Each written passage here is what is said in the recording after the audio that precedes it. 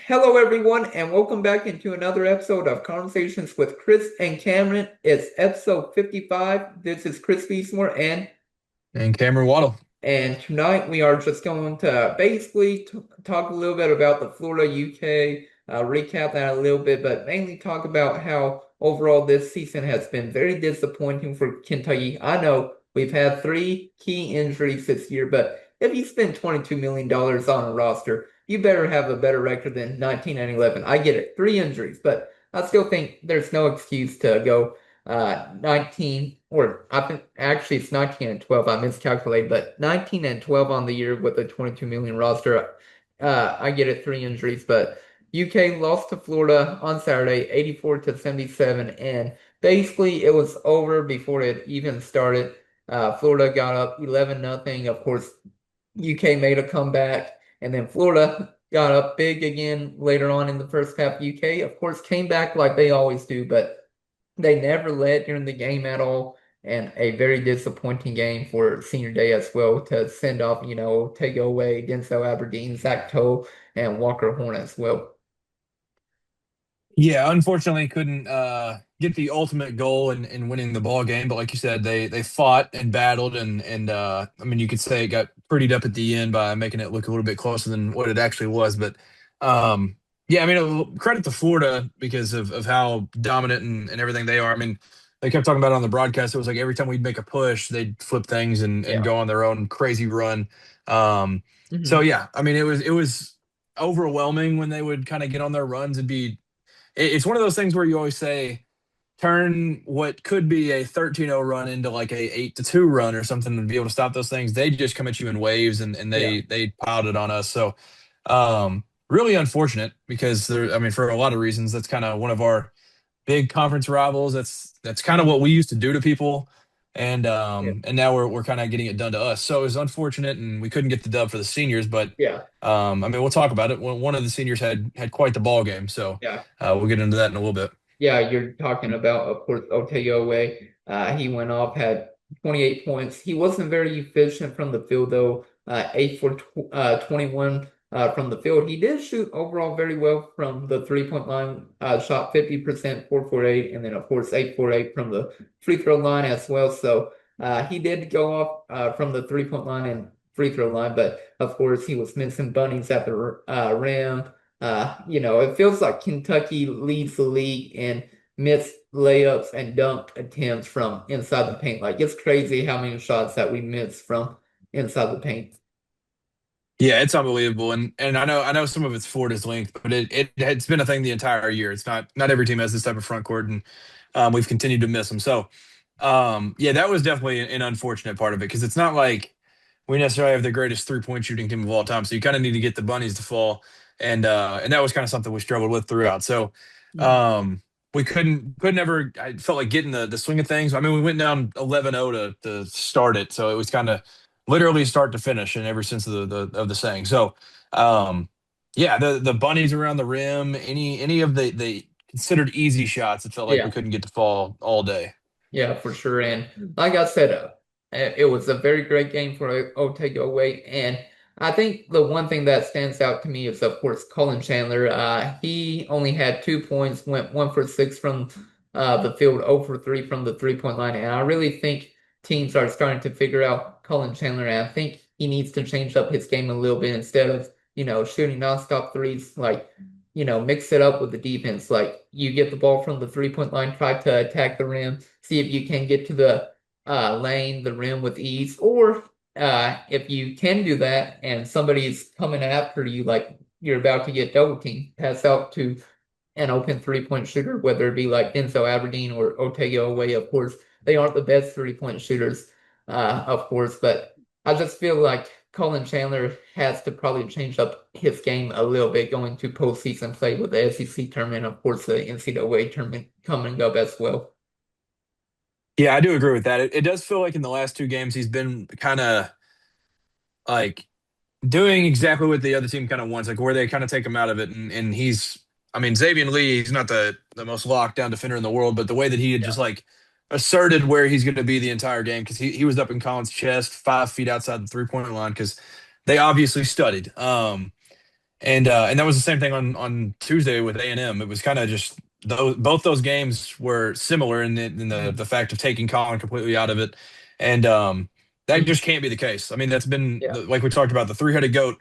clear. Hmm. It's got to be all three of them. Like they all have to be able to Yeah. bring it, and I do have some optimism that that's going to happen because Collin Chandler did step up last year in crunch time down the stretch. So I'm confident in that, but I do think that he needs to kind of initiate some things more, like whether it's getting downhill and not just accepting that you're going to be sitting out at the line. Because I mean, he was out of his 6 attempts, three of them were threes, and out of his 5 attempts against A&M, all five were threes. So it was Yeah. like he's got to get downhill, get to the line Yeah. some, like because that's how you get into the swing of things. You got to get the easy ones to fall. Yeah. If you're not getting like wide open threes at the 3 point line. So Mhm. that's one thing I definitely hope going into SEC play, Yeah. going to SEC tournament play, and then postseason in general. I hope he kind of just starts to initiate some things Mhm. and drive some more, and like you mentioned, maybe make some kicks just to get more of a feel for it, to where they can't just kind of hug him out at half court. It feels like. Yeah, you're right about that. And I remember whenever I was younger, I would always go to like our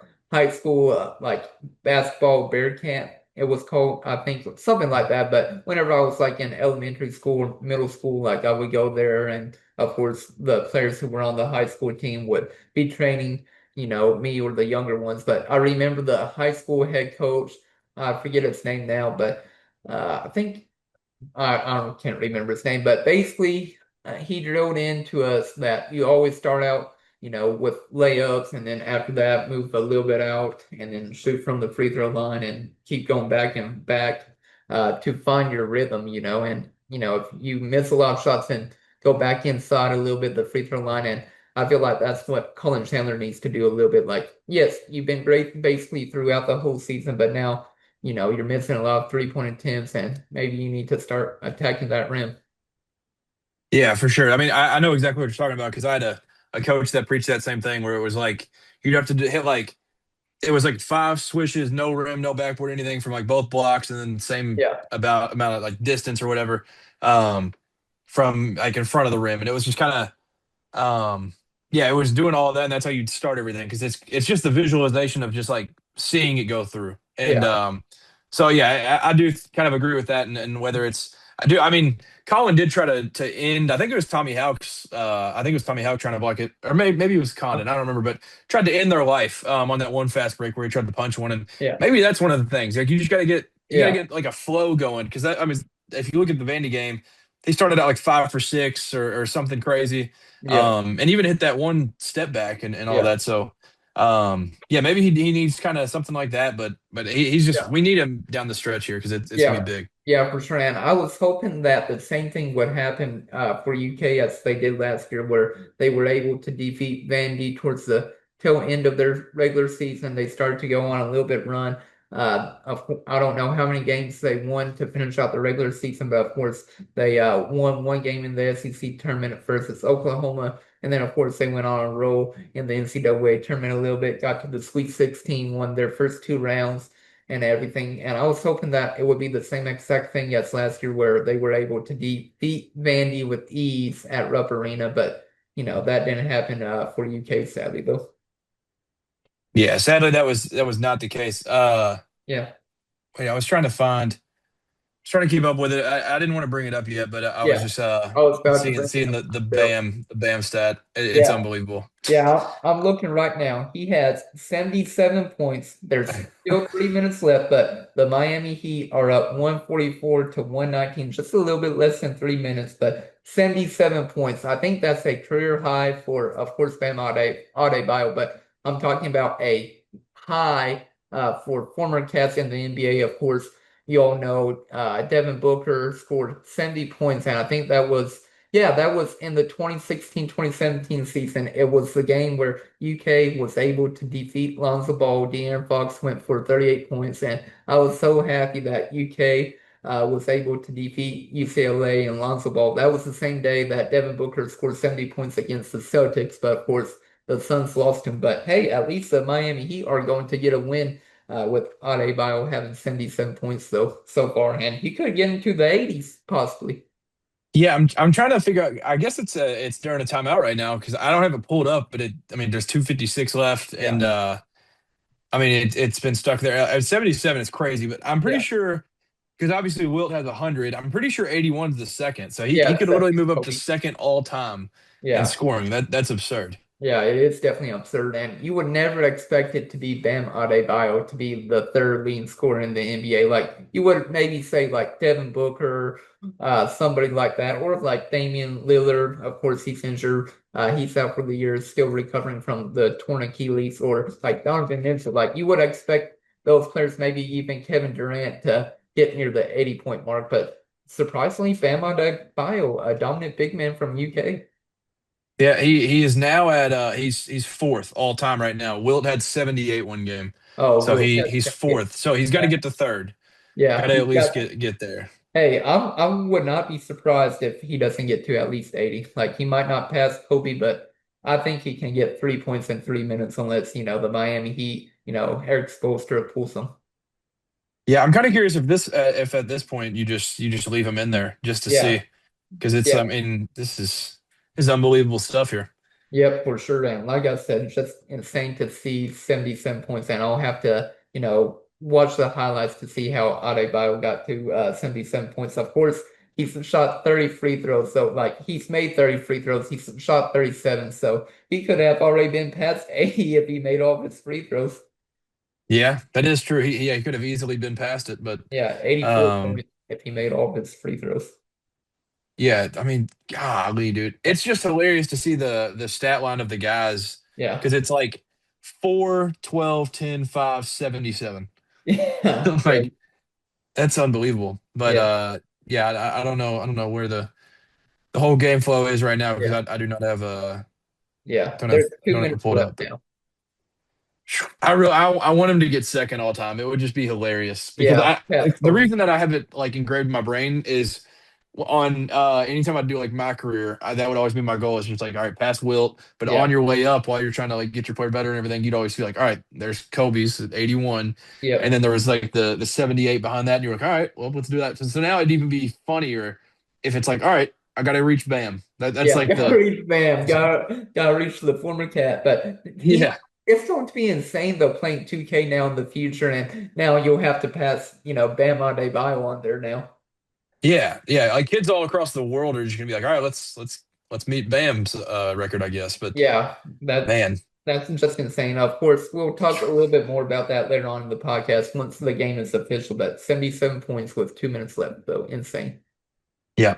So But I honestly, where were we? What were we talking about before I we sidetracked were us? talking about Collin Chandler just having to change up his game possibly a little bit, and you were mentioning the three-headed go with, of course, Chandler, Oweh, and Aberdeen. Yeah, yeah, yeah, yeah. Yeah, I mean, he's just gotta be much better. But that yeah, was kind of the emergence of him last year. That was kind of like I mhm, said in the postseason, he kind of stepped up big time. So, like I still remember like his deep threes and everything yeah, from the tournament games last year. So I'm hoping that maybe there's a postseason Colin in there or something, yeah, and it kind of ramps him up a little bit because we mhm, definitely need it. It yeah, wasn't enough. mhm. Um, oh, he just tied third all time. Sorry. That's third Um, all time, third all yeah, time. but but yeah, Colin is one of the most important pieces. Which I mean, maybe his importance could go down a little bit if a certain someone ends up playing the rest of this season, which it seems like could happen. Yeah, Um, but we'll yeah, talk Colin. I about mean, that. he had that stretch there for a while where it was just. I mean, he had what 5 straight games in double digits and only went Mhm. under double digits twice in like a month span. So very very impressive stuff Yeah. that he had that run and then but these last two were not great. Yeah, definitely not great. Of course, he wasn't great against Auburn, and he got that key offensive foul turnover and caused UK to lose. I mean, you can't say that he caused us necessarily to lose. But like we could have gotten the rebound instead. Auburn got two putback chances. They got that to go, and of course, UK sadly fell against Auburn, but he didn't look great against Auburn, and of course, he didn't look great against Florida. And you might have to uh, changed up the way you play a little bit. Of course, let's talk about the other guard for UK, and it is Denzel Aberdeen. Of course, it was senior day for him. He played 3 years at Florida, but he played 36 minutes, had 15 points on 4 of 13, shooting from the field, 1 for 6 from the 3-point line. So not great from him overall. Like bad efficiency as well. Like I think for UK to win, of course, their big men, they have to step up. Like the only solid big man we've had this year really has been Malachi Moreno. I'm talking about playing nonstop and everything. And UK's big men will definitely have to step up. But the guards, they have to be more efficient going forward in the SEC tournament and the NCAA tournament if UK wants to make a deep run. Like I said, the goal I think right now for everybody is at least the Sweet 16, at worst probably the round of 32 with how everything has gone this year. Yeah, for sure. And I mean, the saying is always guards win in March. So I Yeah. mean, those are those most important guys on the team. So hopefully they can kind of find their best form. Mhm. But yeah, sadly, DA could not get the win against his former team. Um, and I mean, it was just a weird scenario, I'm sure, for him because he even went to Instagram after to comment at Ruben Chinyelu and Yeah. say stop fouling and all this Yeah. stuff. So So I'm sure it was weird because those are his brothers, like you mentioned. He played there for a few years, won a chip there, but mhm. getting his second go around at him this time in Rupp Yeah. did not end as planned. But Mhm. I thought he did a lot of good things. I felt like at times it felt like he was kind of forcing some things, but Yeah. overall he played well and continued his incredible run of having a lot more assists than turnovers. We'll just leave it at that. Like four assists to one turnover Yeah. for Denzel in this one. So I'm hoping going into the postseason he can continue to Mhm. be a strong, Yeah. very reliable Yeah. reliable source for us. Yeah, for sure. And if UK was fully healthy, I always said at the very beginning of the year that he should have been the point guard coming off the bench. And I think, Mark Pope would have probably done that if Jalen Lowe, because I feel like the team wouldn't have meshed well if they had Lowe, Aberdeen, and always starting at the same time. Like I could have been wrong and Mark Pope could have played all three of them at the same time, but I feel like if we were fully healthy, Aberdeen should have been the point guard coming off the bench. Yeah, yeah, I'd agree with that. Bam just got 81, by the way. Yeah. This 80, is yeah, this 81. is So silly. now he's tied for second with Kobe Bryant. RIP to Bryant. Um, Yeah. yeah, no, that's absolutely unbelievable. But I do Yeah. agree. I do agree with like what you were saying about Lowe and um, but like because that's what it felt like he was brought in for was kind of just to be like maybe our sixth man. Because I remember talking in the preseason, it was like, all right, obviously Lowe, Owe, and then it'll be JQ whenever he gets back, and then it was like, all right, what are the other fill-ins? And I was like, maybe it's like I thought Jasper would be much further along. Unfortunately, that's not been the case. But Yeah. maybe like a mix of Jasper, Collin, somewhere around there where you can go away at the two and get Cam in there at the three or something. Like, there was all Yeah. these different talks, but it was kind of like Denzel's going to be a really, really steady force for us off the bench. So that was something I really looked forward to. But then which I think this has actually helped him that Lowe got hurt. Um, that like he's just kind of got his role now. It's like, all right, well, you yeah, I mean, you're kind of you're playing the point guard role, and yeah, I mean, he's been awesome for us recently, but it's just, I mean, it's not exactly what he came over for. I would say, I think he kind of wanted to be in the kind of ball in his hands scoring role more, but now he's kind of had to shift into like an actual point guard role with Yeah. the injury of Lowe. Yeah, for sure. And like I said, I'm keeping an eye out on Bam Adebayo for sure. But just talking a little bit more about Kentucky and everything. But we just need the big men to step up for UK. Of course, Mo Diabate did his thing again. He had 10 points along with 6 rebounds. And then he also filled up the stat sheet, 1 assist, one steal, one block. But overall, he did very well. But we need everybody else to step up. Brandon Garrison, he had an all right game. He had 6 points and 4 rebounds in just 14 minutes. He did foul out the game, which is insane to think about only playing 14 minutes. And then just talking about Malachi Moreno, he also fouled out. He needs to step up to 6 points, 3 for 5 from the field, 6 rebounds. Like I feel like Moreno needs to try to get in the double digits with scoring, and of course trying to get close to 10 rebounds a game. Like I feel like he should be a double machine right now. Like granted, I know nobody thought that at the beginning of the year, but I feel like with the way he's been playing all year, I feel like he should be a double machine right now. Yeah, I'd agree with that. And I tweeted out something about this no, I Yeah, mean the one play that I loved because Ruben yeah, Chinyelu had like the play wherever like I mean Malachi was falling, so it wasn't like yeah, he just like babied him, but he pulled the ball out of his hands whenever Malachi gets ticked, runs straight through Alex Condon's chest, grabs the yeah, board, finishes over Hauk and Chinyelu. that's the Malachi we got to have. And that was in Yep. the second half. It was like 18:30 left, I think. Um, that's the Malachi we got to have. Like it's Yeah. just the super physical. And I know this is one of the best front courts in America, but that Malachi is in there. And we need that Malachi, even if it's for a shorter amount of time. Yeah. You've just got to have that. So, Yeah, for sure. yeah, I do agree that he's got to be much better for us. I would say. I mean, six Mhm. and four is not great. Yeah. Or no, he had 6 and 6. Yeah. 6 and 6. But yeah, I think probably double double is Yeah. about the target range for us to be able to win games. Yeah. Um, so yeah, I Yeah. definitely agree with that. Yeah, I saw all the Florida fans coming after you as well with that tweet saying that's an offensive foul on Marino. Yeah, well, so whenever I was clipping that, I was clipping it because I took a mental note during the game, um, and it was like I remember.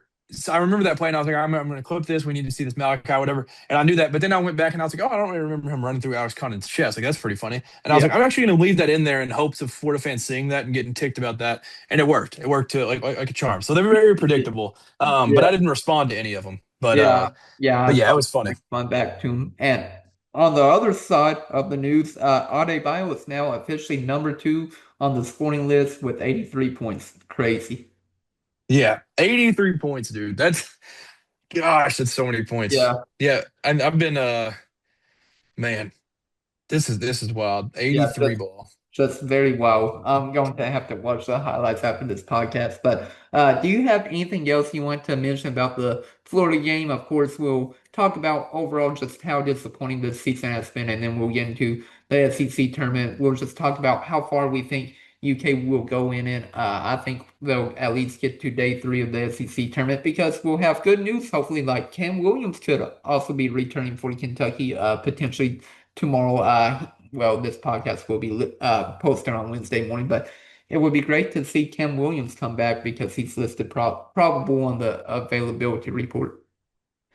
No, I don't think I have anything Yeah. really. Just the only thing would be um Mohamed Diabate once again, a great Ramadan game. I thought he did a lot of good things, and he Yeah. also shout out to him for hitting the three. It was kind of a when he shot it, I was like, oh gosh, and then it went in. So Yeah. um, yeah, I think though I will say from the broadcast, I don't remember which guy it was that brought it up. So we hit that three, and it was obviously like, I mean, no disrespect to Mo D, but it was broken clocks right twice a day type of shot. So it was kind of like, oh, what in the world? So everybody's like celebrating, they go down and they hit a three right away. Yeah. We can't have I any of that saw this whole that. Yeah. postseason. It's locked in Yeah. time after time after time. Every possession means something. So I wanted to highlight Mo D, Yeah. but kind of as a team, we've got to be extremely locked in, and every bucket matters a ton. So Yeah. that's all I got. Unfortunate game on Saturday that we didn't get and Yeah. didn't end up getting the win in, but Yeah. at least we fought and we Yeah. made it to where at least some of the BBN fans, I didn't complain about it at all because it was kind of like it's whatever at this point. But we made it close enough to where we could argue about the refs making bad calls late. So that's Yeah. exciting. Yeah. Which is crazy to think about. Also, I moved my mic closer to me because I didn't realize how far it was from me. So I don't know if I sound better or not. Yeah, you do sound a little bit clearer. It wasn't bad though. It wasn't Yeah, bad. I'm glad it wasn't bad. I realized that it was probably, I don't know, not probably like 2 feet away from me. I don't know. Maybe I'm exaggerating saying 2 feet, but it was like closer to the edge of the desk. So now it's closer to me, thankfully. But uh, I'm looking at the Miami Heat game. It's still going on. 24 seconds left. Adebayo has 83 though. Oh, now it's official. So Adebayo scored 83 points. He's now the second leading scorer in the NBA with that 83 points. So that's insane to think about. Miami Heat won 150 to 129, and he could have scored 90 points if he made all of his free throws. He shot 43 attempts and made 36. So make all of your free throws. He has 90. Crazy. That is crazy. That Yeah. that is absolutely wild that you have a chance to get 90. Yeah. 83 points is absolutely nuts. Yeah, it is absolutely nuts. And like I said, now we'll be chasing Bam Adebayo in NBA 2K in the My Career mode. Yeah, yeah, no doubt. Kids are really gonna be chasing Bam out of bio. That's Yeah. just that's Yeah. an awesome thing to think about. Yeah, that is crazy. But let's now talk about the disappointing year for Kentucky. Of course, they spent 22 million, and I could not believe though Dick Vitale kept attacking UK on the broadcast about how much they spent. They spent $22 million on this year's roster and how bad it has been. But I know some people mention we've had injuries, so like we're missing three starters on this year's team. If you spend 22 million, I get it. You probably spent, I don't know, 12 million at max on those three players. More probably like nine. I would say 8 or 9 million you probably spent like between 8 to 12 million, more like 8 or 9 on those three players. But I still think you should be able to win those games because you still have, you know, 13, 14, like you still have 10, 13, $14 million still on your team playing. Like you should still be able to win those games. I feel like I'm not saying like we have to win them all, but with those three injuries, I still expected us to probably get, I don't know, like probably 20 plus wins at least, like 22 wins. I feel like comfortably saying that 22 wins on the year. Yeah, I definitely agree with that. Like that's been the thing that's been so annoying is like I mean Kentucky fans and non-Kentucky media members and stuff talking about like, well, they got all these guys out and stuff. Well, still, I mean, I saw a list come out today and it's probably not super accurate, but it's at least got the idea right. And it was like the SEC spending totals. The second place team in the conference was 10 million or 10.5 million or something. We have over double that. So you lose three players. I know it's three guys that were starting, but like there's still going to be plenty behind that. So if you do at the most, I think if you count up how much those guys were getting, you're probably still at about $12 million. So if you can't field an elite team at $12 million, I don't know what to tell you. So it does suck that Dickie V calling one of our games is kind of like just pounding us and just throwing all these jabs and stuff. But I do get it a little bit. It's just kind of like with the even with the fully healthy, it wasn't. I mean, we saw it in St. John's. That team should probably in that game win by 45 if it's a $22 million roster. That should be an absolutely absurd squad. Yeah, So even fully healthy, it wasn't necessarily worth 22 million, which means that we overspent and yeah, probably went after some guys yeah. a little harder than we should have, and we should have gone after different guys. But yeah, it's been rough. It's been a really really rough year, and that money, we knew it at the time. As soon as any price tag came out, we were going to hear it all year, and then now we're in March and we're still hearing it. So, very unfortunate season.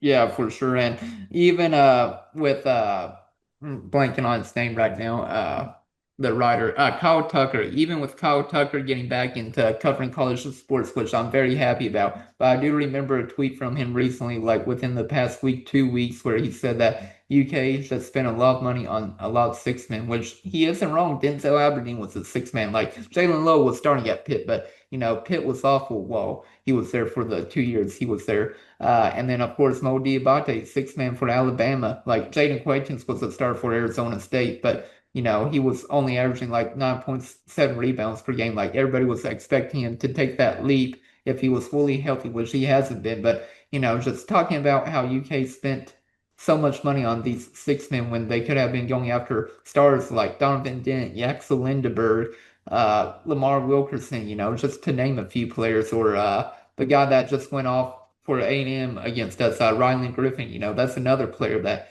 UK could have spent money on to get on the team. Yeah, certainly. I mean, there's so many different guys um, you can kind of look at the money and say, I mean, you kind of have an idea of what a lot of guys got paid for wherever they went, and Mhm. say that you do pay just even the squad that you just mentioned, just a few of those guys with Donovan Dent, Yaxel Lindeborg, Rylan Griffin, like that group right there is probably getting, I would guess, on the high end, I'm gonna guess probably 10 mil. Then you still have 12 mil to play around with, and that's three like Yeah, really good players that you can build around. So yeah, I don't think Donovan Dent made an all Big Ten team, but he ended the year incredibly well. If you guys hadn't followed it, and then Yaxel is going to be, if he, I think he might have been named it today, but Big Ten Player of the Year. yeah, And those are the guys that we kind of let slip through. I don't know what the whole scenario was, if we just didn't want to match what other schools were offering, whatever it was, but you just got to do a whole lot more with 22 million. Like we knew at the time that we were like, I don't really know how this roster works. There's no shooting. Like yeah. No there's shooting. zero shooting. We have no shooters. Lamar was the one that felt like it was going to happen.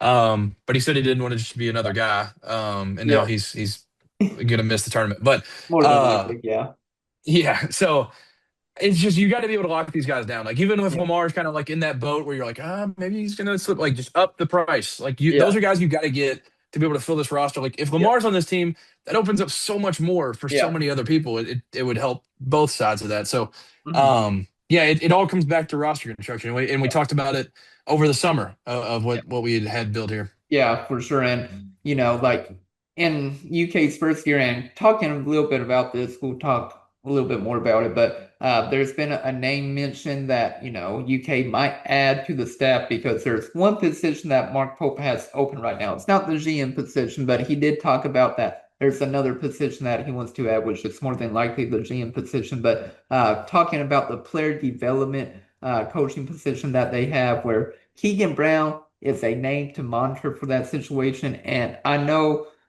during the Sources Say podcast with Jack Pilgrim, Zach Gagan, and also Stephen, uh, Stephen Peak. yeah, Stephen Peak. I couldn't get his last name, but they all talked about that. Even though Keegan Brown wasn't on the staff for UK in Mark Pope's first year, apparently they said that Keegan Brown helped in getting Mark Pope the players that he wanted at UK because UK they need an Amari Williams every year. Like you need a great big man who can pass because that is what makes Mark Pope's offense thrive. But well, like I said, we'll talk a little bit more about that. But apparently, like he might come back and everything. But you need those type of players to be at UK if Mark Pope wants to be successful here. Yeah, no doubt. And where is Keegan Brown right now? Is he at BYU still? No, Keegan, he left after the new head coach Kevin Young got on staff. He's with the Milwaukee Bucks. He's with the G League team. I think he's like their video coordinator for them. Like Okay. he scouts the opposing teams in the G League. Oh, yep. Yep. Wisconsin Herd. Yeah. Uh, yeah, that'd be really good Yeah. to be able to land him. And I didn't know a whole lot about the connections and everything, but once those guys, which shout out to them. We've had Gagan on here, and he Yeah. does awesome work over there, and they're Yeah. all great and great to follow. So yeah, until they had brought up that he kind of helped build Mhm. um the last year roster and everything, I had no idea. So I didn't really know a whole lot about him. But if you're telling me he's kind of what constructed last year's roster, because last year's was like perfect. Everything about it was awesome. And obviously you need to step up in talent from that. But um, Yeah. last year's roster just like had enough of everything. It just kind of had the shooting, it had some drivers, and Yeah. it had some people that can beat somebody off the dribble, and it had some fight to it. So that's all that I need for the resume. Just say that you helped build that roster, and Yeah. he's obviously well Yeah. respected, or he wouldn't have been picked up by the Wisconsin Herd right away. So I think it'd be awesome if we could go ahead and try to get him Yeah. locked down for that new position, which I feel like the timing of that has to make a lot of sense because it just opened up. Didn't it open up Saturday?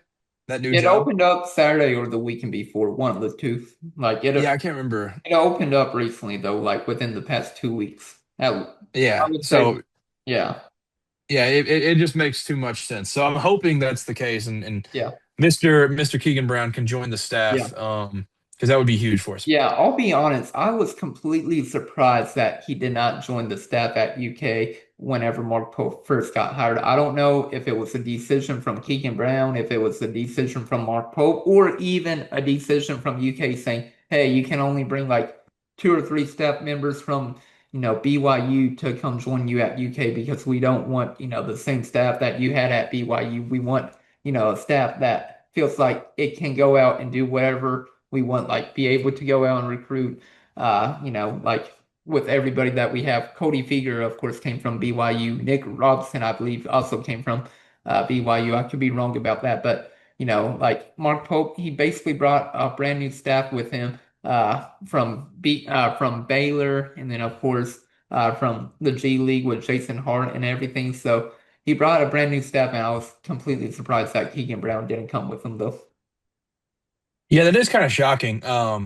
Yes, Robinson. I was making sure confirming he came from BYU with him, but yeah, I'm curious of what like kind of made that decision on why he's the one that he didn't pick to bring with him because like you said you mentioned a couple other guys that he did bring with him from BYU, but overall kind of built a big staff. But I mean Albert, this yeah, Jason Hart, yeah his main two, yeah and picking up all those different Yeah. different dudes. But yeah, I mean, even though it's 2 years later now, getting Keegan Brown would be pretty good Yeah. for us. Yeah, it would definitely be very great. And I think he would be great at scouting. Of course, he could be scouting the other team. He could also be, scouting, different teams out there that, hey, Mark Pope, you should go after this guy in the transfer portal because I think he would be a good fit for us. Yeah, that would be awesome. I mean, he if you think about all the dudes that are just like beloved from last year's team, Yeah. that should be enough in itself because he did Mhm. an incredible job last year with us. So, yeah, I'm hoping he can get over here and get over here quick because obviously it's big month Yeah. coming up. Yeah, for sure. And like I said, if he actually, had some help in the first year for Mark Pope at UK, like you definitely need to get him back on the staff because like he did phenomenal. Like he helped you to get Amari Williams, he helped you to get Lamont Butler, Kobe Brea, of course, Jackson Robinson came over from BYU to UK, but just to name a few players, like he helped you to get all of them and perfected your team to get you to the Sweet 16, of course injury bug caused UK to only get to the Sweet 16. If fully healthy, they probably get maybe to the Elite Eight, Final Four, possibly. I really think an Elite Eight run could have happened if fully healthy last year, though. Yeah, I completely agree. That team fully healthy was up there with some of the best in the country, and we saw that numerous times last year. So I definitely agree with that. And but yeah, the Sweet 16 is also unfortunate because I also think that group, even not fully healthy, probably could have done something even more than they did. But we unfortunately had to deal with the thing of playing a team that you've already beat twice. So Yeah. that just absolutely sucked. But Hey.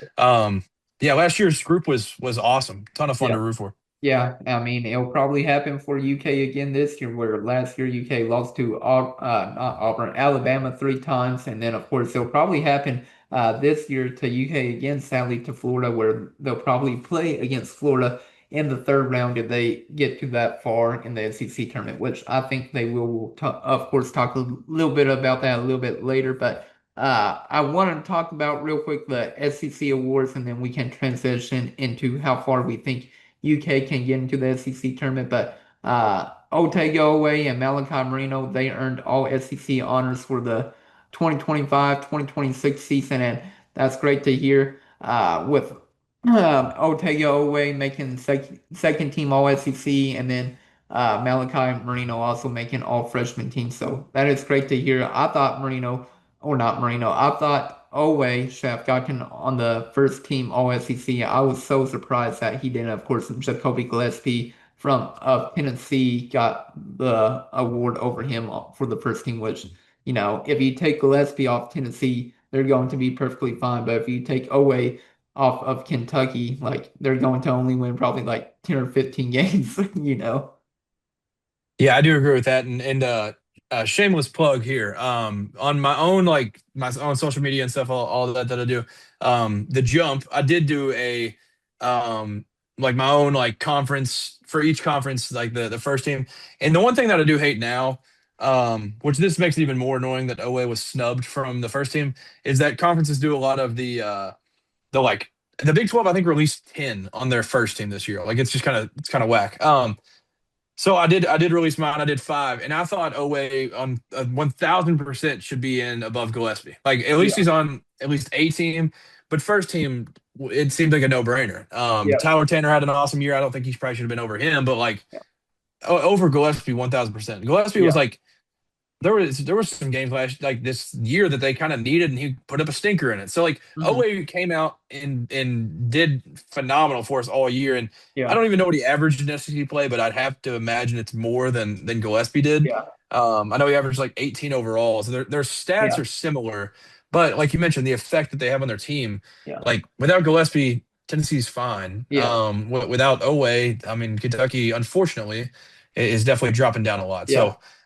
Yeah, Elway was snubbed for sure. I Yeah. think he definitely should have been first team. Yeah, I think if UK probably won a couple more games, like if they got to like 20, 21, 22 wins, I feel like Owe would have probably gotten to the first team. But since, UK went 19 and 12, they didn't have the greatest season ever. Like that's probably the reason why he got second team instead of the first team. Yeah, yeah, I do agree with that. Because Yeah. that's kind of the thing that, especially voters are obsessed with is like best player, best team. That's usually what they do for like the Wooden Award and different stuff too. And the wins do matter because it's a team game at the end of the day. So unfortunately, Kentucky did not end up getting enough wins. It feels like what we were back two from Tennessee. So Yeah. yeah, I wish we could have got a couple more there. I mean, there's a ton that we probably should have had, Yeah. but yeah, they probably went to that as like a tiebreaker, maybe for the team and Yeah. how the team ended up versus expectations and stuff. So Yeah. Even though UK won twice against Tennessee, like, come on now. yeah, yeah. Come on, man. Yeah. I'm sure OA, which this isn't like a moral victory. I'm sure he was the first of the second team, Uh-huh. but getting on first team, it just seems crazy that he's not. Yeah, I agree with you on that. But do you have anything else you want to talk about before we get into the SEC tournament where we predict how far we believe Kentucky will make it? And of course, got some good news. Kam Williams will probably be back this SEC tournament. Hopefully, like he's listed probable on the availability report. I will say the final thing, just because I didn't get to mention how you brought up Malachi being on the all freshman team. That's wild because I didn't even think he's going to be the best freshman on the team Yeah, going into the year. So I'll be honest, I was more of a Jasper guy. I thought Jasper was going to translate into the offense and everything. yeah, But Malachi being, I mean, obviously Acuff and Ament and all these really top of his class guys were really highly respected, but I don't think many people had yeah. Malachi first team all SEC freshman. So it's crazy. Yeah. What a great accomplishment and congrats to It's those guys. definitely crazy for Malachi Moreno, and he's going to get a big payday this offseason. Hopefully, UK will be able to keep him on the roster next year. I feel like that's probably your number one priority, probably Malachi Moreno, then probably like number two is Kam Williams, I would say. And then probably like number three would be, what do you think for number three? Collin Chandler. Yeah, probably Colin, maybe Colin above. I don't know. Colin Chandler is probably number two or three, I feel like. And then, of course, Braydon Hawthorne is probably number four, which he also announced he will be returning with the Lexington Herald Leader. But, anything could still happen. Like, he could still transfer. Like, the very last game last year during the NCAA tournament where UK lost to Tennessee, Travis Perry said he was going to return to Kentucky. If that didn't happen, he hit the transfer portal at the end of the year. Yeah, it is true. It's there's never anything certain until it's an Yeah. ink, and even when it's an ink, it's kind of like maybe. Yeah. So yeah, like you said, he could definitely end up leaving, but I do feel pretty confident that he's back because this is, I mean, he could have gone to West Virginia like he was committed to for a Yeah. while, but then Mark Pope extended his hand and gave him Yeah. an offer to come to this place, and Yeah. he already mentioned like he's learned a lot and he's come a long way Yeah. already. So I do Yeah. think he will certainly be back next year. Yeah. I think probably priorities are, I don't know, you could put Chandler above Marino, but you could possibly put Marino number one because, of course, he's from Kentucky in-state kid. You don't want to lose him. But yeah, I would say probably Marino. I would say Marino, Chandler, Williams, and then Hawthorne, probably my list of like top priorities on keeping for next year's team. Yeah, I would say I know I'm a huge Collin Chandler fan, and maybe I still have the mindset of what he was before these last two games. I would say Collin Chandler won, Yeah. and then honestly, I'm a huge Cam fan, but I'd probably go Malachi two, Yeah. just because if you look at who's returning in the conference next year, Florida, shockingly, it's going to feel like next year fans are going to be like, how are they still here? Yeah. They keep a few of their guys. Yeah. They only lose Handlocked, I think, and obviously Condon might get drafted, but I think Yeah. Chenulu's back. Um, Crazy. but you get like a lot of guys graduate Yeah. across the league, so I think if you can keep Malachi, he's going to be a steady force down low. So then I'd probably slide Cam to three and then Yeah. Hawthorne four, just because Hawthorne's like a mystery Yeah. something where it's like, man, this dude could be insane. But then you're Yeah. also like, well, if he's insane, why are we still redshirting him? And like, so Yeah. I don't know. But I would say that's probably my list. Who would you go fifth if you had to prioritize somebody for the fifth spot? Fifth spot, I don't know. Maybe, I don't know. Jalen Lowe. Like maybe Jaden Quaintance if he returns to college because there's a rumor that he can return to college if, of course, he doesn't transfer from Kentucky. But if Jaden Quaintance returns, like I wouldn't mind him being back at UK if he's fully healthy and everything. Like, you don't take the risk anymore. Like he's actually going to play games and everything. So maybe JQ if he does return, but. Yeah, probably Jalen Lowe if I had to guess as a fifth player. See, I do like J-Lo, but I will say mine would probably be, and I know he was part of like all the early season drama. At least that's what all the Facebook accounts told me. So I Yeah. mean, probably most of them aren't even true. Yeah. But Mo Diabate, like Mo I've just grown Diabate. to absolutely love the Yeah. dog that he has in him, Yeah. and he's exactly what we were lacking last year. So if you can Yeah. just carry that over and then build a team like you had year one, but Yeah. then you have that guy coming off the bench or whatever it may be. I think that's really, really Yeah. big. So I think if Mo D could be back, he'd probably be my fifth for us to Yeah. make sure we keep. I think he would have to take a pay cut if he wants to come back to Kentucky because I don't think they'll probably offer him the same amount, and I don't think any team will offer what Kentucky offered him this past year. I feel like too. Yeah, I would probably agree with that. Yeah. And he'd probably have to take I don't know how much or how many minutes he's averaging, honestly, but I'd say he'd probably play a little less. And at least Yeah. that's no disrespect to him, but at least that's my hope because he's playing 21.3 minutes a game. I'm hoping he's Yeah. kind of like 13 to 15, 13 to Yeah. 17 minutes a game guy where he can just bring in some physicality. Some games he'll obviously play more than that, but Yeah. I'm kind of hoping that we have guys that are like better than him offensively and Yeah. have guys that can play over him. Yeah, and of course you could play him as like the center, if you go to a small ball lineup and he's just there to be there for defensively and then getting rebounds as well. Yeah, certainly. I mean, he's been awesome at times, and like even in some of these games, I mean, he just had the A&M one, and even in this one Yeah. at times, like even the one against Florida, like he's just a dog. Like at Yeah. times, it's just kind of like he's got that next level of like, all right, screw Mhm. this, man. I'm not going for this. So then he'll go out there and just physically dominate people for a Mhm. stretch. So Yeah. he's a lot of fun to watch when he's rolling. And Yeah. I know he's not the best offensive player in the world, but if you can recruit kind of how you did year one, like we keep referring to, Yep.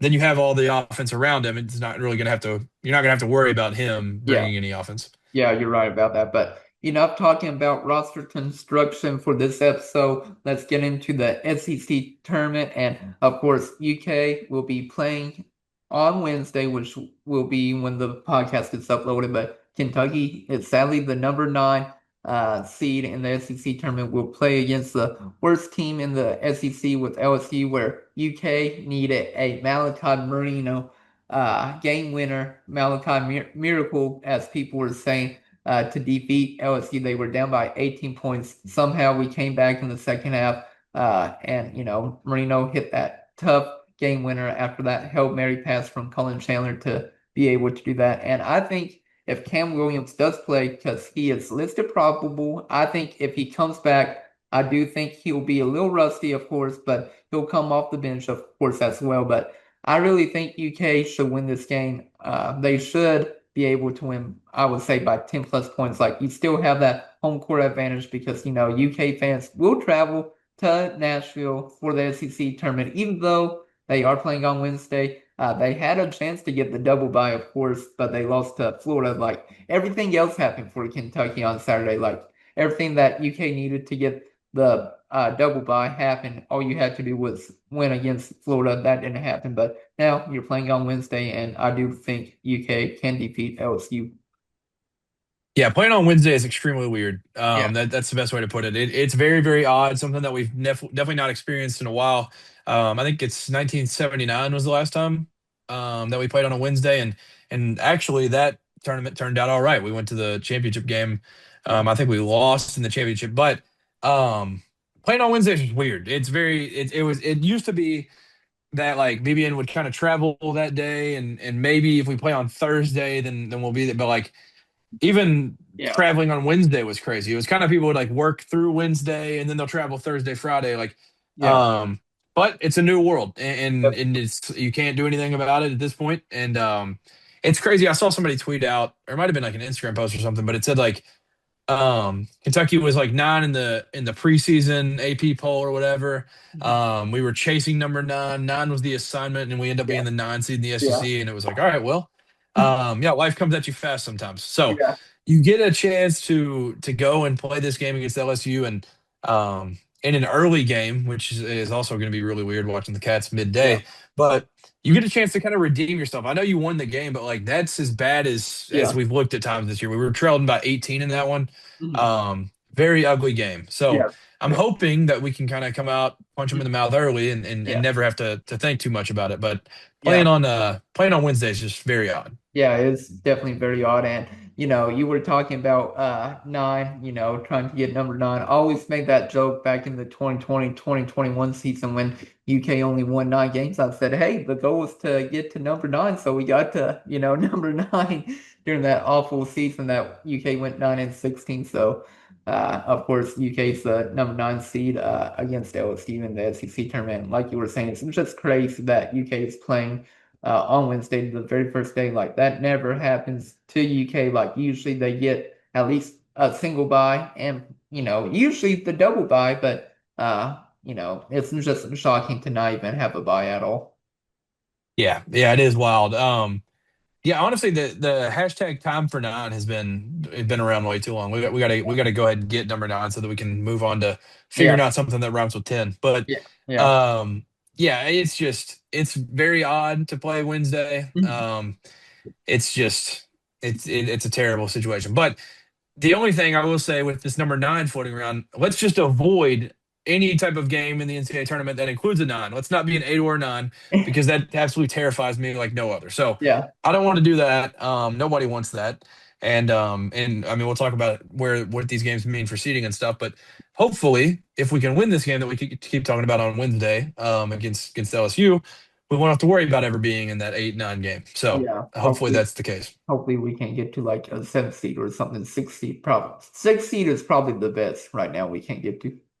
Yeah, yeah, definitely. Because even the twos are scary. Because if you think about Yeah. it now, I mean, UConn's obviously not been great this year, but like, They're still good. I don't want to play UConn Yeah. just because of our history with them. Yeah. Um, They and then boned they've us. been like Houston, that's terrifying to me. So like, let's get to where we're like a six, so we can play the threes. Yeah. Because those I feel pretty confident in. Yeah, for sure. But let's get into like the score prediction and MVP for the LSU game, and then we'll get into how far we believe Kentucky will get into the SEC tournament from there, if that's okay with you. Yep, let's do it. All right, sounds good. So, of course, UK barely defeated LSU earlier this year, and needed that Malachi miracle to happen. And I'm trying to see what the score of the first game was. I think it was 75-74. Is that right? I'm trying to Yes, 75-74. 75-74. So Yep. I do expect it to be similar. I think UK can get in the 80s if they can actually play well from the start, from the first half to the second half. I do expect UK to win. Hopefully, my first prediction, I said UK was going to win by 10 or 12 points. I still feel the same way after I did the first game where UK should win by, 10 or 12 points. Maybe they won't get to it, but they'll be close to that. I'll go with 82 70. I'll say they get to a 10-point win. 82-72 UK. They win by 10 points. It won't be close. Like LSU will try to keep themselves in the game, but I think UK wins 82-72. And then MVP, I'll go with Collin Chandler. Like I feel like he's going to have a bounce back game after what happened to him against Florida, and I think he'll go off. He'll have like 14 points. And then I'll say he'll hit like four threes and then, add like 3 assists or something with it too. Okay, I like it. I'll also go with the Cats win. We're a 7.5 point favorite, but I think we cover that. Um, I'll go with 83 to 78. Or no, 68. My bad. That would not be covering it for 78. 83-68. But it's also one thing to note is I think he's probably fired anyways, but Matt McMahon at LSU, they're kind of reeling and when teams play for their coach, Yeah. with that kind of gets scary. So I'm sure, like you mentioned, they're going to be fighting throughout. This one means a lot for them just to be able to try to Mhm. get these wins. But Yeah. um, yeah, I do think we get out with a win and get out comfortably. I'll go with just because he played well down there last time. I'll go with Denzel Aberdeen as my Yeah. MVP. I picked him on Saturday. Yeah. Didn't go well. I think he has a bounce back game in this Yeah. one and plays really well for us. Yeah. And real quick before we talk about, how far we predict UK will go in the SEC tournament, do you predict that Kam Williams will play against LSU because he is listed probable along with Brandon Garrison. So Brandon Garrison could miss the game against LSU. I don't think that will happen because if you're listed probable, that's a 75% chance of playing. But do you think Williams will make his return against LSU tomorrow? Hmm. I will say I'll say yes because it feels like because I don't remember if it was Saturday or Tuesday, or at some point within the last week. Mark Pope said he's really close. Yeah, So I don't honestly. I would probably say I don't want him to play in this one. I would rather him like wait until it's like 1 billion% you're good to go because I don't want to like risk anything for his sake for like his future because even a Kam Williams less Kentucky team should be able to win this game yeah, comfortably. So I would say hold him, but do I think he will play? I'll say yes. yeah. I agree with you, and I think he'll play as well. I think he should honestly play against LSU because you should be able to win this game. You don't have to play him a lot, maybe like 10 or 12 minutes. Like just get him back in the groove of playing and then be able to face off against Missouri on Thursday as well. Yeah, definitely. I think we could definitely use him in that next one against Missouri. Yeah, Because that would be a huge one for us. So I would say if it was like my call, I'd say probably let's just hold him out unless he's like by far yeah, perfectly fine. Um, I would say just hold him till the Missouri game, yeah, because hopefully we can kind of just control this one and never yeah. have to worry about it. Yeah, I agree with you on that, but I think he'll play and he'll be limited minutes. Probably like if I had to guess, probably 8 minutes at minimum, 12 minutes probably at max, I feel like. Yeah, yeah, I'd agree with that. Because like you said, I mean, it's not an incredible team. Mhm. So it is one of those where you can kind of get him in there, let him get a feel for it again. Mhm. Yeah. But we'll see.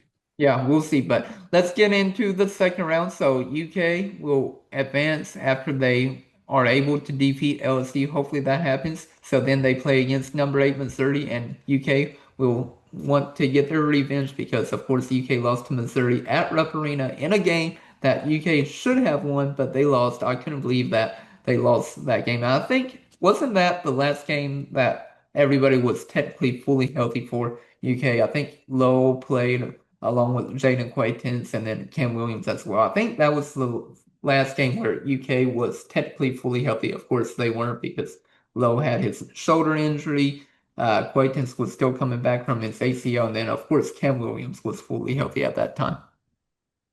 Yes, that was the yes, yep, no JQ in the game after that. So yeah, that was the last time that we had a fully healthy squad. Yeah, that's just insane to think about that. UK has never been fully healthy, and of course, UK lost that game 73 to 68, and UK was not in six at that point, and it was like all hell breaking loose at that point.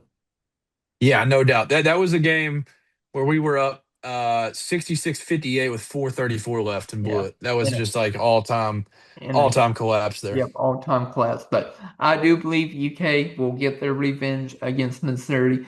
I think it'll be somewhat of a similar game as it was earlier this year, but I'll go with UK winning in a close one, 77-71. UK will actually get into the 70s against Missouri and actually get the win. So hopefully I'm right. UK gets another big win and they improve to get to the third round of the SEC tournament. Okay, I'll go with a Cats win as well. I think Kentucky wins Mhm. 70 79 to 72. Go with that. Pretty similar. And then yeah, very similar. Then I'll go. Who'd you say MVP? Oh, I didn't say MVP. Oh, okay, I was gonna say. I just skipped over that part. Okay, I'll Yeah, I'll give one just because this one feels like the game. yeah, You took him first game. I think it's Collin Chandler. This yeah. one feels like the Collin Chandler game where he's just gonna go nuclear. Yeah, I'll go if we're talking MVP, I'll go with Otayowe. Like he'll just go insane like he always does. Yep. Yeah, that Yeah. one's Yeah. it feels like a lock for it. Yep, and then okay, so we now have Kentucky making it to the quarterfinals. They would be facing off against Florida again for the third time this year, and I'm going to chalk it up to a loss. Like Florida has UK's number this year, like last year when Auburn or not Auburn, I keep saying Auburn. Alabama had UK's number last year where UK went 0-3 against Nate Oats, and Mark Pope still has not been able to defeat Nate Oats or Alabama. They are now 0-4 all time against him under Mark Pope, which is pretty sad, but I think it's the same thing will happen again this year with Todd Golden having Mark Pope's number. Of course, last year UK went 1-0 against Florida, where they won their only game at Rupp Arena, but UK they played them twice this year. I assume they're going to play three times, and UK gets a loss, and I'll go like it's going to like UK will try to keep themselves in the game, but I think Florida gets another big win. I would say I'll go with like 88-75 Florida. Okay, yeah, I agree. This is where the road comes to an end in Nashville, and um, yeah, Florida's just too good. They're a wagon, Yeah. and they're one of the hottest teams in America. So I do have a loss in this one. I'll go um 84 to honestly, I think we'll probably end up keeping it a little bit close. I think we fight with them, but I'll go 84-79 Florida.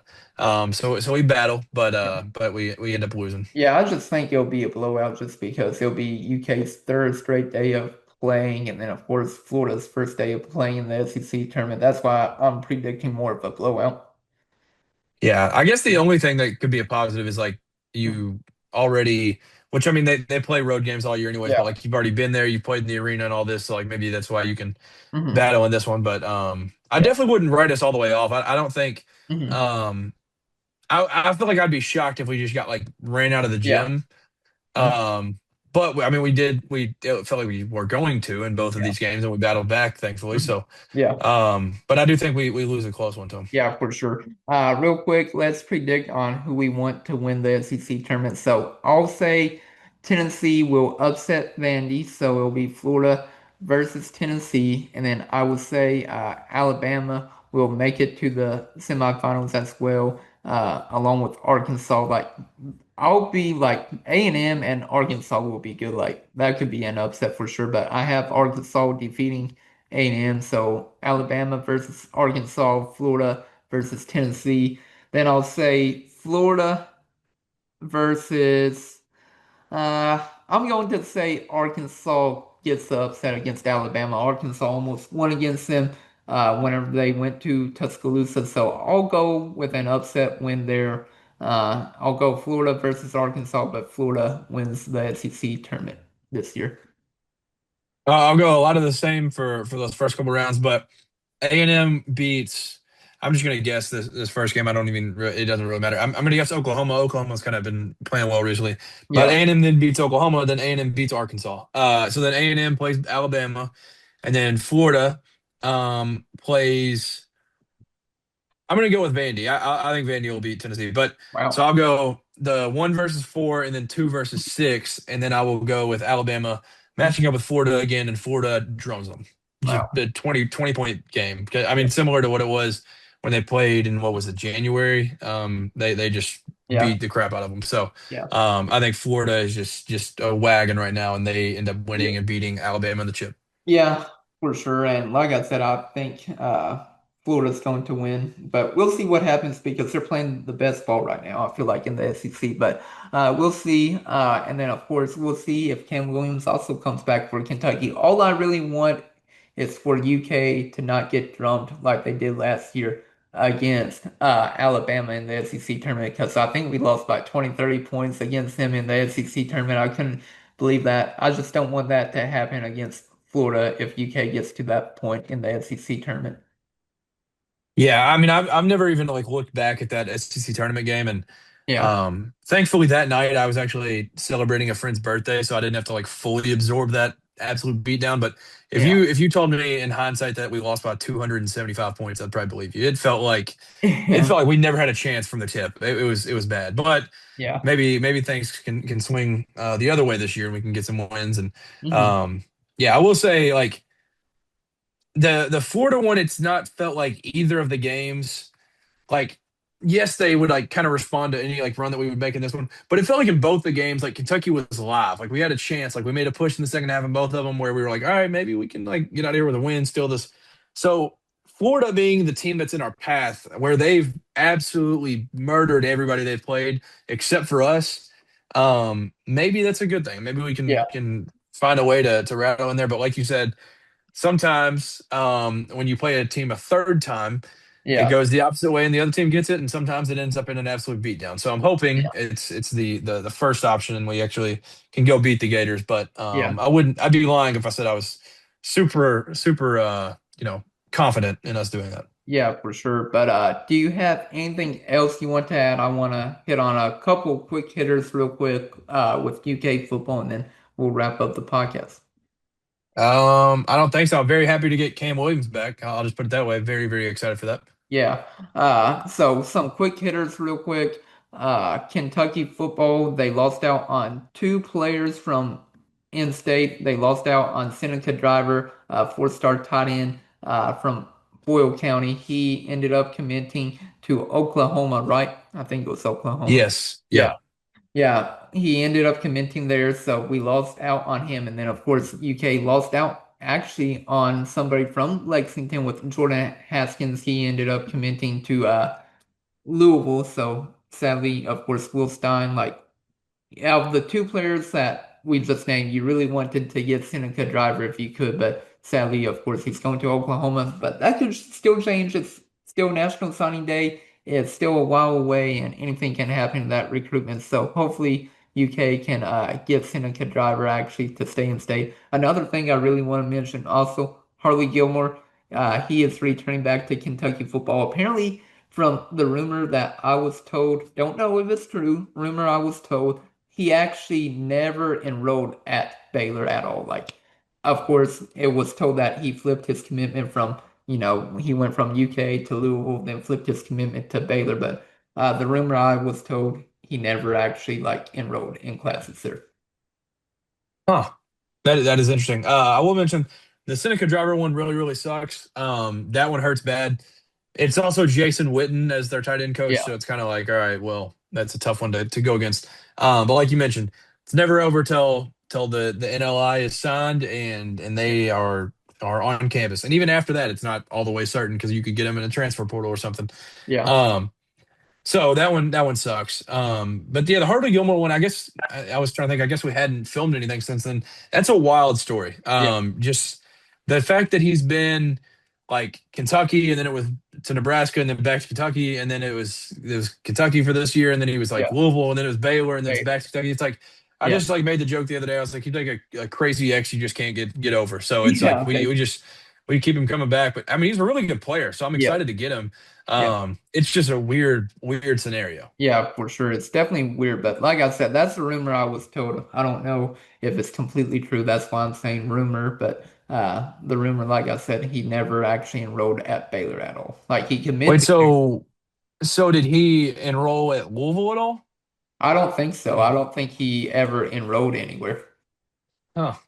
That yeah, that's interesting. Yeah, But yeah. Maybe he well, was still enrolled at UCA. I don't know, but that's the rumor I was told. Like I said, I don't know if it's completely true or not.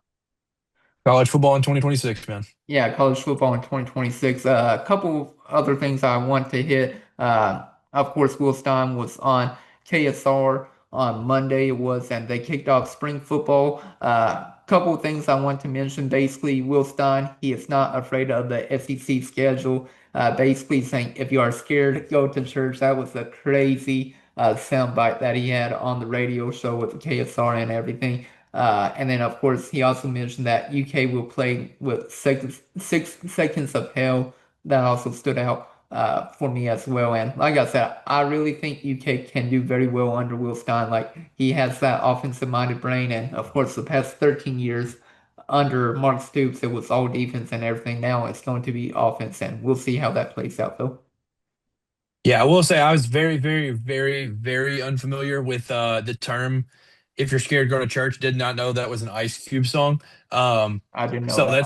that's news to me. But I did hear him say that on KSR, and I was like, that is electric. That's going to be on so many shirts. And then he had so many different sayings that were Yeah, awesome. So he's just I could listen to him talk all day. Like I yeah, listened to him. He went on Andy and Ari, which is with On Three on a yeah. podcast that they have, and he went and interviewed with them like a month or two ago. Mhm.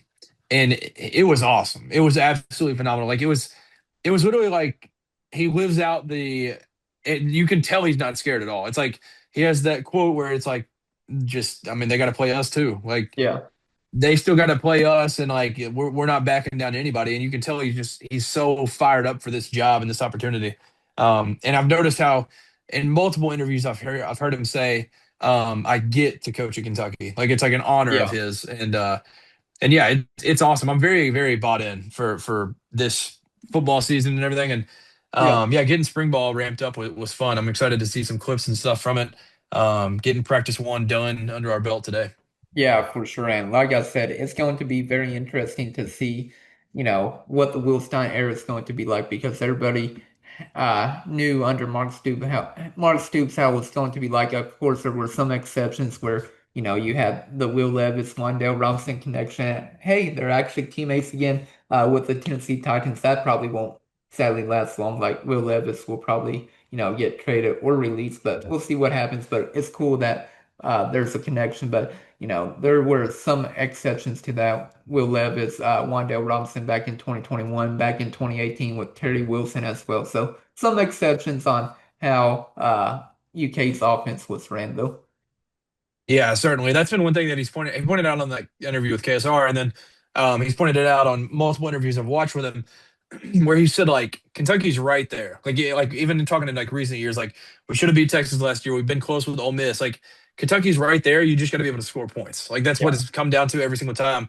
Um, and last year I don't remember what the exact number was, but it was like if you can just score like 3 touchdowns, like we'd win yeah, so many games. yep, And so he has that mindset of like we're gonna put points on the board and we're gonna score. We're also gonna still be able to like defend people. It's not like we're yeah, just gonna completely forget that. But mhm, um, I'm very excited about it. He yeah, he has that energy that like this like team needed and this the yeah. entire program needed, Yeah. honestly, and I'm very excited about it. Yeah, and if things do work out with Will Stein and UK scores, like 24 plus points per game, could you imagine if UK was able to also keep Brad White as the defensive coordinator? Like, if you're scoring 24 plus points per game, like you're probably going like almost 12 and 0, like 10 and 2 probably under a Brad White defensive coordinator, like with the defense, and then of course Will Stein with the offense. Like it would have been insane. Of course, Brad White's now at Florida, so we'll see how that goes with John Summerall and him. Yeah, sadly, I'll be rooting for them for Yeah, every game that they don't play us. yeah, But yeah, that's been the thing. Like I remember all the stats that would come out of like we hadn't scored like more than one touchdown in an SEC game in like yeah, 8 weeks. Like it was just yeah. like this is so brutal. Like Mhm. I know we play in the most difficult conference, and it's just like all these big challenges, everything. But like, golly, dude, it was Yeah, literally just the most annoying thing in the world. Where literally that Auburn game last year, I think took years off my life. Like yeah. watching that game down there on the plains was crazy. You were there? But no. I was Oh, watching it from home, but I'm oh, just saying, what? like watching that Yeah, game, I was like, this is crazy because it yeah. was literally what was the final? Was it like 10-3? Yeah, 10-3. I think the only touchdown we had was from the Alabama transfer Kendrick wide Law, receiver. yeah, Kendrick Law, Yeah, Kendrick Law. yeah, yeah. What an insane game. Yeah, Yeah, 3-7. 3-7. Yeah, Yeah, great. that game set football back 20 years. Did it now. Uh, Yeah, yeah, and then one other quick hitter that I want to mention just because Jack Pilgrim talked about it on the Sources Say podcast. And if y'all got to this point, or if you just skip to the end, like that's cool and everything. But he did mention that Heinz Steinbach from Washington, who's been killing it, he's only a freshman, he's from Germany, but he's been averaging 18.6 points per game, along with 11.6 rebounds, 1.5 assists, and shooting the ball very well, nearly 59% from the field. But sounds like UK might be not UK necessarily, but Heinz Steinbach might be interested in transferring if the money is right. So like UK would probably have to offer him $3 or $4 million at least. Like of course, Yaxel Lindeberg ended up at Michigan. He was probably going to be a guaranteed first round pick. And if UK wants to be legit, like maybe they do offer Heinz Steinbach like 3 or 4 million to get him at UK for next year. yeah. I think I was looking, and I think in only 8 games he hasn't logged a double double.